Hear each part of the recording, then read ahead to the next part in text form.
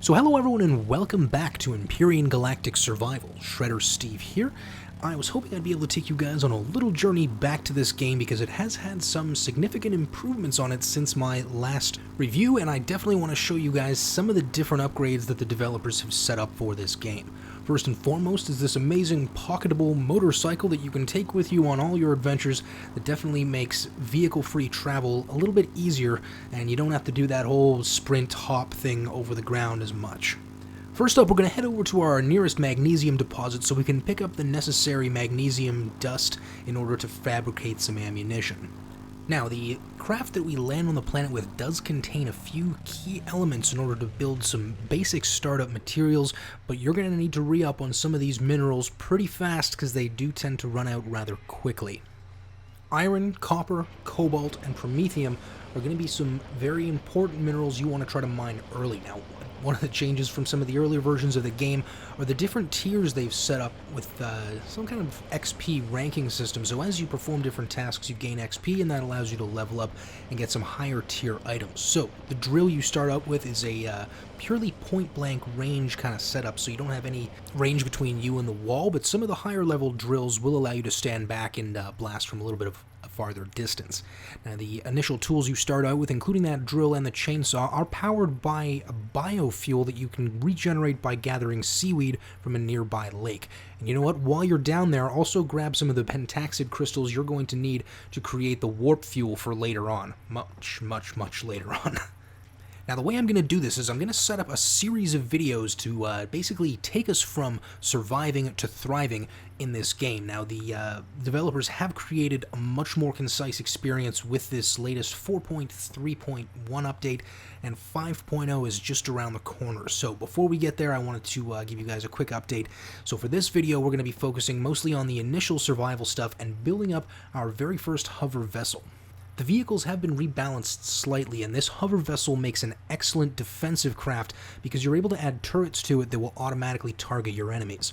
Now, the space vessel that we can build later does have the ability to fly, but you're going to basically have a point of aim, point of fire kind of setup with your weapons.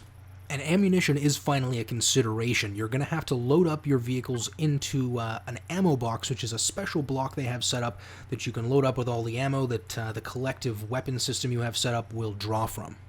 We're also going to try to get a farm set up here on the base. Now, the grow lights that you put on the ceiling, usually it's good to have them about 2 blocks, well, I guess a third block higher, 2 blocks up, and then your next level is going to be where you put that, and it's going to cover 9 squares worth of grow plots.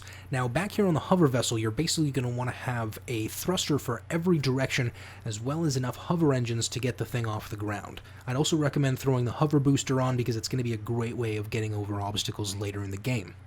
Now, I may upgrade the blocks later, but for the most part, I try to keep the hover vessel mostly made of truss material just to keep weight down. I'm not really sure how much of a consideration that is, but these things tend to have enough offensive firepower that not a lot's going to be able to get up close to them, but you got to be really careful if you accidentally come across one of these bases, because those turrets they have on there will tear you apart if you're not prepared.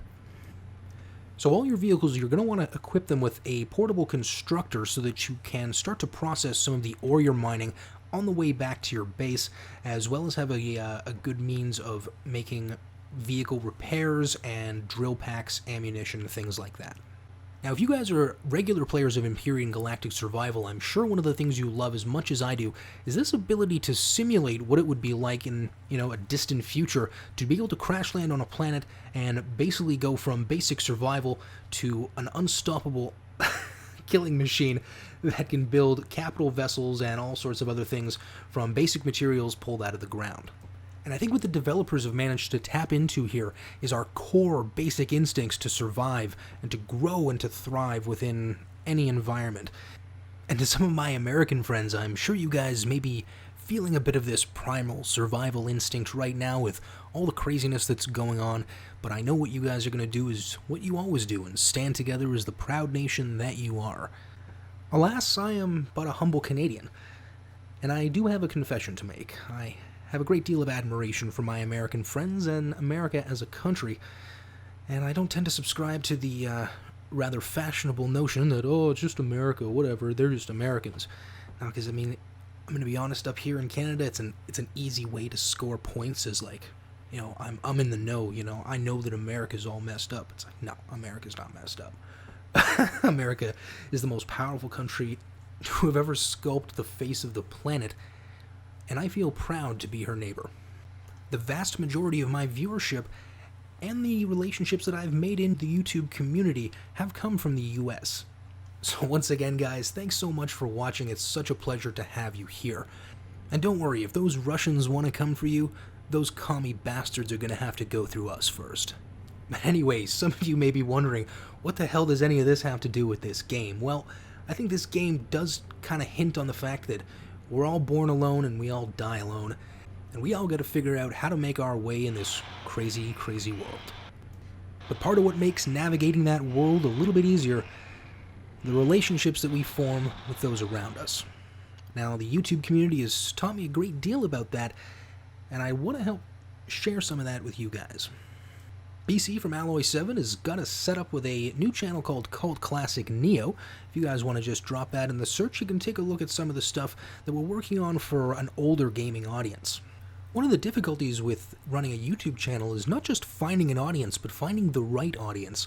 Now, people like Kazrico and Brain Juice and Jolly and Rishi, you guys have been so helpful and encouraging to help me refine what it is that I'd like to contribute value-wise to the YouTube community. Now, what form that might take is, well, still kind of up for debate. I mean, we could do a bit of music, we could do philosophy, we could do some psych, we could do gaming, and we could just do talking about whatever, really. I'm sure there's not really a whole lot of limitations to this, but again, like BC was saying in one of the other videos, you don't want to be a nudist Buddhist. You can kind of be one or the other.